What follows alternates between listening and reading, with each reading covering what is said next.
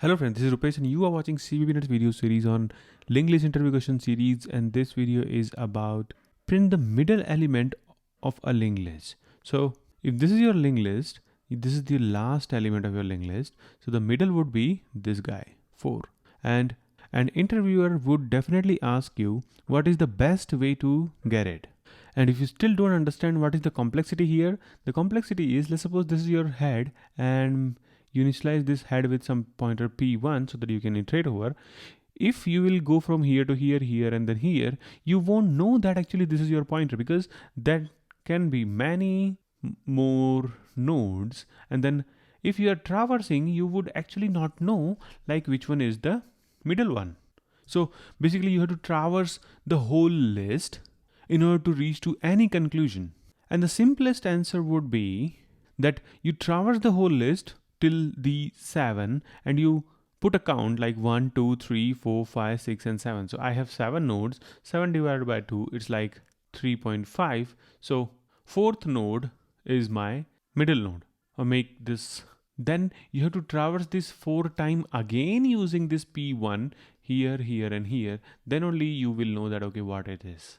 And this is not a good way because you have 2 loops. One to actually till the end, so that you can find this count here and then till the half of that. Okay, so you have while loop for 2 times, one for the whole, one for the half. Is there any way? Because interviewer would definitely expect you to do this. So this is a very famous problem actually. So it's like you have to take 2 pointers. Let's make them slow and fast. So I'll take a slow pointer and a fast pointer. So the idea is you will move this fast pointer 2 times in one iteration. So if your first iteration is this, then you will go from here to here. Like fast will be pointing at this guy and slow will be going one by one. So see, we were standing here with fast and slow, and then in first iteration, this is the state.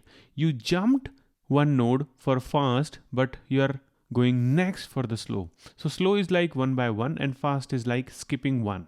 So in next iteration, slow will come here and fast will go here.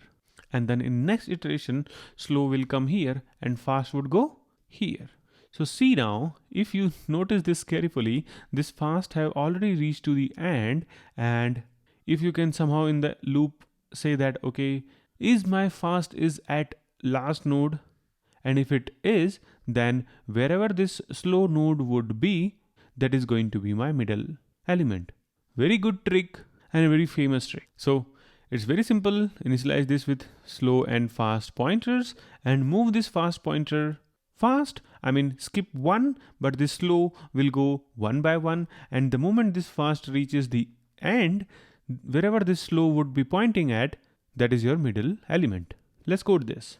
So this is the function here. You'll send this head.